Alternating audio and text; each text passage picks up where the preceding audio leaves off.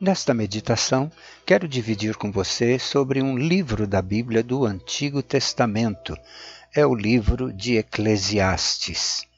O título Eclesiastes é uma transliteração da tradução grega do termo hebraico Kohelet, que significa aquele que reúne em assembleia, mas que é tradicionalmente traduzido como professor ou pregador, nas traduções da Bíblia em português que nós temos. O pseudônimo utilizado pelo autor do livro, onde, infelizmente, com a tradução, perde-se o significado principal deste livro de Salomão. Apenas explicando que a ideia central do livro é a importância que Salomão deu num conjunto de conselheiros reunidos para debater questões políticas, religiosas, sociais e morais do seu reinado. Pode-se dizer que este grupo de conselheiros era uma espécie de eclésia, ou kahal, no sentido hebraico, que significa assembleia reunida para fins de ordem. Por isso, o nome original do livro é Aquele que reúne uma assembleia. O nome adotado pela Septuaginta grega Eclesiastes é, de fato, uma transliteração do hebraico Kohelet, ou seja, aquele que reúne uma assembleia, ficando Eclesiastes como aquele que pertence a uma assembleia. Independente das traduções, o importante são as mensagens, reflexões e exortações deste livro que norteou a vida do rei Salomão e seus súditos. Eclesiastes é uma espécie de carta constitucional de um reino e não tem qualquer relação com religiosidade. O texto principal sobre a vida de Salomão se encontra, de modo resumido, nos registros dos reis, especificamente no capítulo 3, onde, em resumo, coloco os pontos principais para o seu entendimento e para a gente ter uma ideia do caráter inicial de Salomão. O texto diz: em Gibeon, o Senhor apareceu a Salomão num sonho à noite e lhe disse: peça-me o que quiser, e eu lhe darei. Salomão responde ao Senhor: dá, pois, ao teu servo um coração cheio de discernimento para governar o teu povo e capaz de distinguir entre o bem e o mal. Pois quem pode governar este teu grande povo? Esta é a tônica do livro de Eclesiastes, então, ao meu entender. O homem, sem o conhecimento de Deus, não é capaz de discernir entre o bem e o mal. Esse foi o erro de Adão e Eva quando deram ouvidos à serpente, de que eles poderiam conhecer o bem e o mal sem o conhecimento que Deus tinha do bem e do mal. Há uma pergunta interessante que fica aqui, embora eu não tenha a resposta definitiva, só especulação, a qual claramente eu evito. E a pergunta é a seguinte: antes do casal pecar, já havia então a malignidade e o pecado no mundo? Não tenho a pretensão de estudar com você os 12 capítulos do livro de Eclesiastes, mas fazer uma reflexão baseada no registro que Salomão fez no capítulo 6. O livro, a meu ver, retrata a vida do homem sem Deus e como é a vida deste homem, que se comporta dando voltas no mundo até perecer. A vida de um homem sem Deus, que estende-se até os dias de hoje, é caracterizada e aplicada por Salomão por 3 contextos. Salomão resume então dizendo que a vida do homem sem Deus é, primeiro, tudo vaidade. Segundo, nada é novo debaixo do céu. E terceiro, viver a correr atrás do vento. Dentro desta explicação, Vamos então encarar agora o capítulo 6 para entendermos algumas colocações de Salomão sobre as circunstâncias que o homem sem Deus enfrenta no seu cotidiano. Vou traduzir direto da língua hebraica, mesmo perdendo um pouco o significado real. Vou ler cada versículo e comentá-lo de acordo com o meu entendimento e compreensão. Verso 1, que diz o seguinte: Vi ainda outro mal debaixo do sol, que pesa bastante sobre a humanidade. Não é preciso muita exegese para saber que Salomão vem apresentando-nos na vida do homem que caminha na terra sem a perspectiva divina nos capítulos anteriores. Por isso ele começa o capítulo 6 dizendo: vi ainda outro mal. Ou seja, nos capítulos anteriores, ele estava vendo outros males, que não agora no capítulo 6, quando nós estamos comentando. No verso 2, Salomão diz também: Deus dá riquezas, bens e honra ao homem, de modo que não lhe falta nada que os seus olhos desejam. Mas Deus não lhe permite desfrutar tais coisas, e outro as desfruta em seu lugar. Isso não faz sentido. É um mal terrível. Este é um fato existente até hoje. Sua explicação é bem simples, porém deixa perguntas. É muito difícil a gente entender o pensamento de Deus, preste atenção, sem conhecê-lo.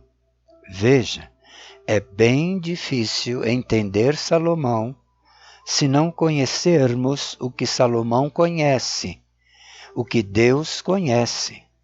Então, se nós não conhecermos, não entendermos aquilo que Salomão entende do que Deus entende e conhece, a gente tem dificuldade de comentar e de entender cada uma de suas mensagens.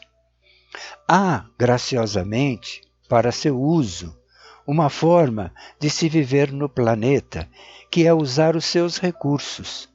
Há aqui duas explicações para entendermos o que Salomão está dizendo sobre este outro mal que existe na terra.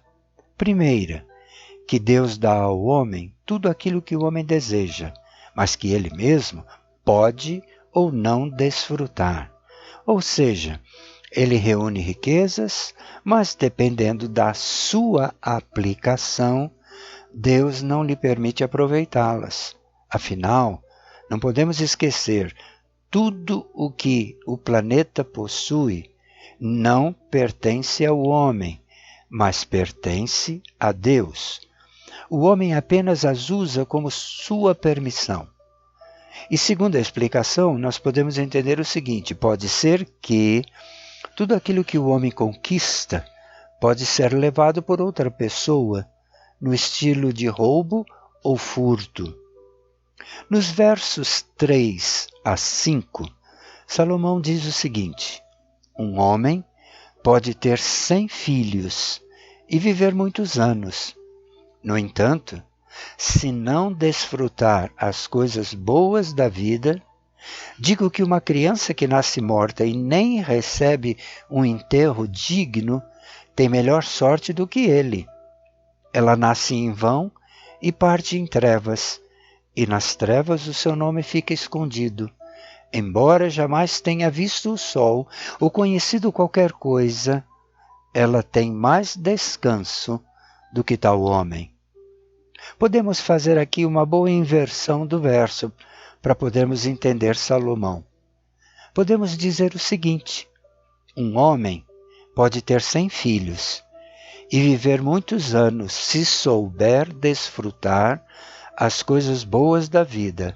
Se não, não terá descanso. Sua vida será em trevas.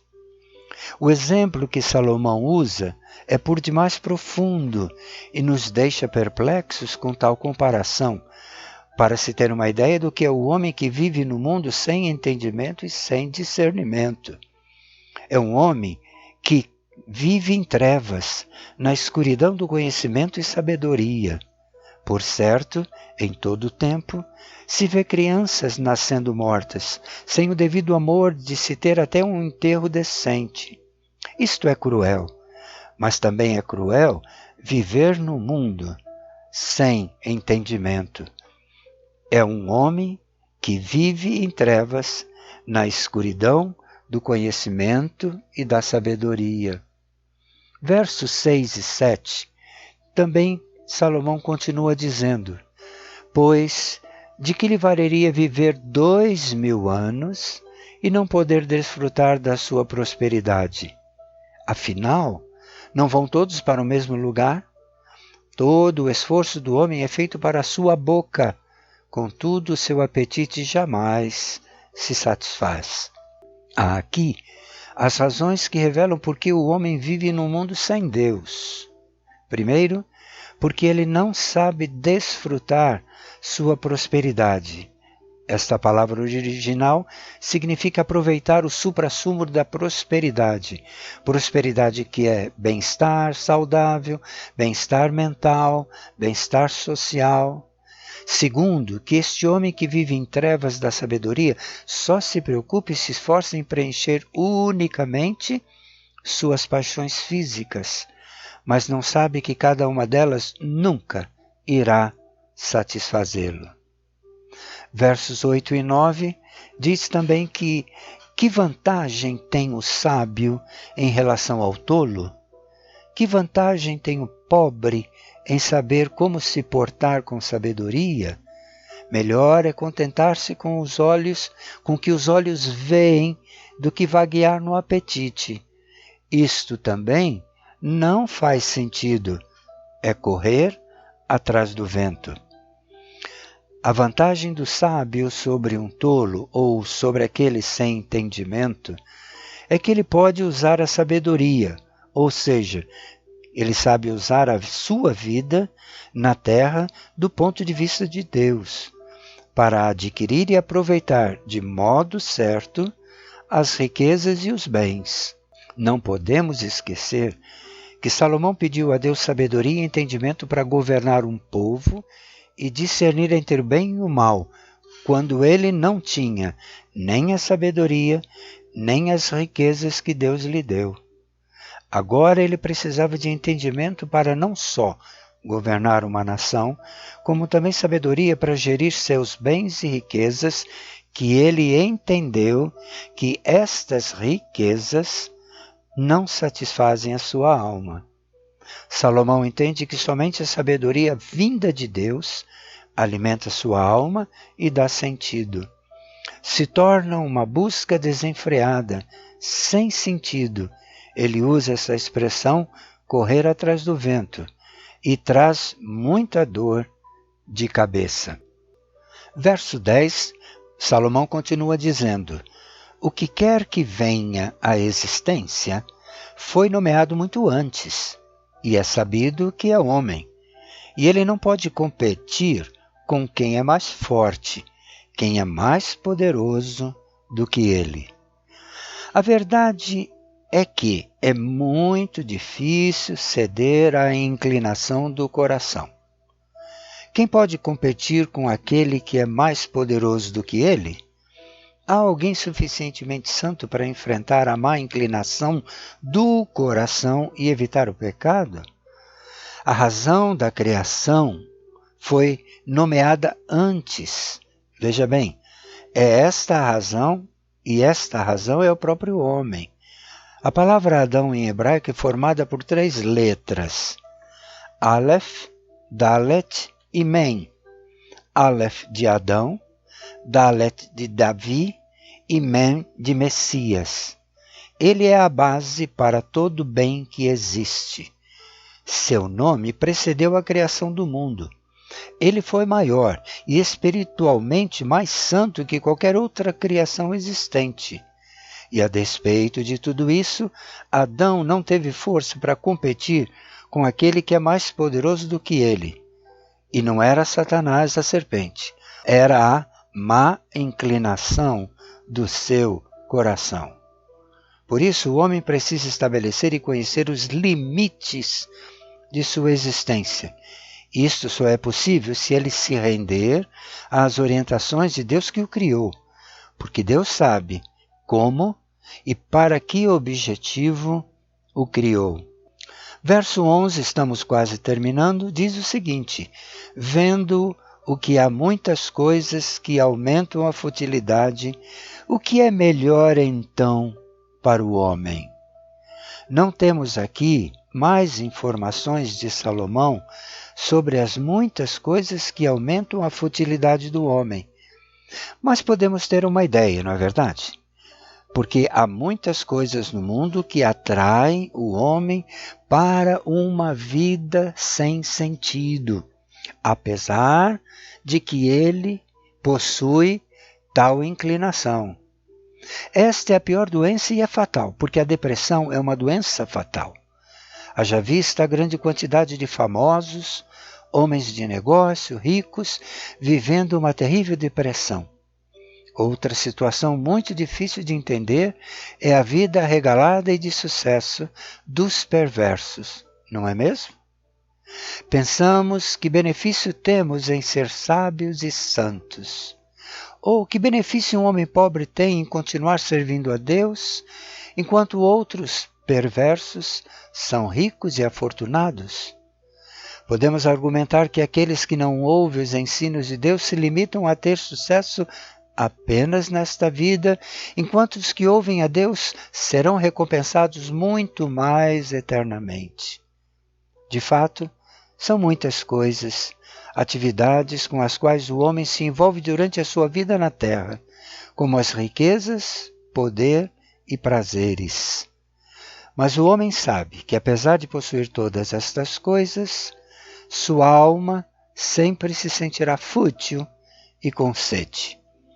E o último texto, no verso 12, Salomão diz: pois quem sabe o que é bom para o homem, nos poucos dias de sua vida vazia, em que ele passa como uma sombra? Quem disser a um homem o que acontecerá debaixo do sol depois de que ele partir? Podemos perguntar também: que recompensa está à sua espera enquanto ele ainda está vivo? Por que esforçar-se pelo que está desconhecido? Embora os dias de um homem sem entendimento sejam fúteis, eles poderão ser diferentes se buscar o entendimento das Escrituras, e assim se tornar um homem sábio e santo, ou seja, separado para cooperar com Deus em seu propósito. Quem pode em vida dizer ao homem o que lhe espera depois que deixar este mundo? Salomão é claro e objetivo em afirmar que debaixo do sol ninguém pode afirmar tal questão. Ele descobrirá quando sua alma estiver perante o seu dono, porque o corpo voltará ao pó de onde veio, mas a sua alma, diz as Escrituras, voltará para aquele que é o dono. Deus abençoe ricamente a sua vida com sabedoria.